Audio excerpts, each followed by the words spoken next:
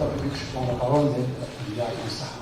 Tout d'abord, je tiens au nom de la LDH, la Ligue algérienne à exprimer donc toutes nos salutations aux camarades militants, syndicalistes et bien sûr à l'assistance.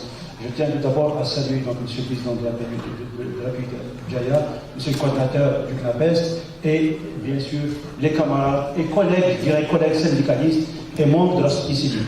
Je suis là en tant que militant des droits de l'homme, mais je suis là aussi en tant que défenseur des droits de l'homme.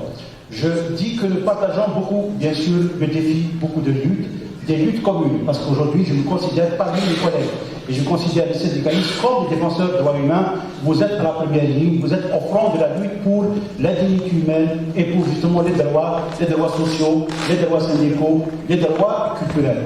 Nous partageons beaucoup de luttes, nous partageons beaucoup de défis, et nous avons partagé des luttes ensemble ici à Béjaïa et ailleurs.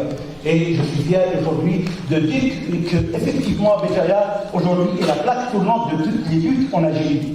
Et c'est un fait avéré, on n'a pas à le démontrer. Je dis aussi que ici, Béjaïa aujourd'hui est aussi menacée. Béjaïa est menacée du fait qu'elle est justement à l'avant-garde des luttes syndicales, des luttes pour les libertés. Et je tiens aussi à dire, l'exemple est là, pour arracher une autorisation pour tenir une réunion, c'est devenu difficile à Béjaïa, alors qu'avant ce n'était qu'une formalité.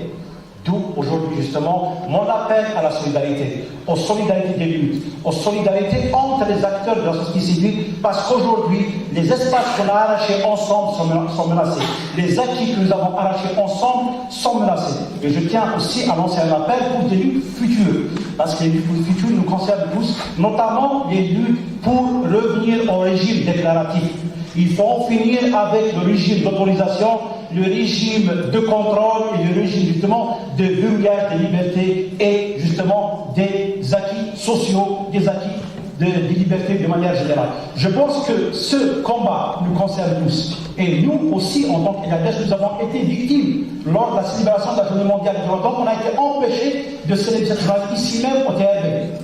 Aujourd'hui, je comprends toute la difficulté justement d'accéder à ce droit qui est un droit qui concerne tout le monde, le droit d'association, le droit d'organisation, le droit de rassemblement, qui sont des droits élémentaires et fondamentaux. On ne peut pas parler des droits économiques, des droits sociaux sans garantir l'accès aux droits politiques, aux droits civils, qui sont les premiers droits. Je pense que ce combat sera aussi un défi futur. Je tiens à exprimer donc toutes mes salutations, et surtout à vous exprimer une salutation de notre président, Maître Zerwan Koussi, qui était aux côtés de votre syndicat.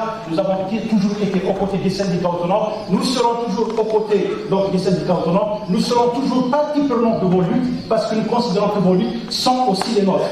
Voilà, donc je souhaite plein succès à vos travaux, à votre congrès, et salutations aux camarades qui continuent encore à lutter, et qui s'obstinent encore à persévérer dans cet engagement. Merci.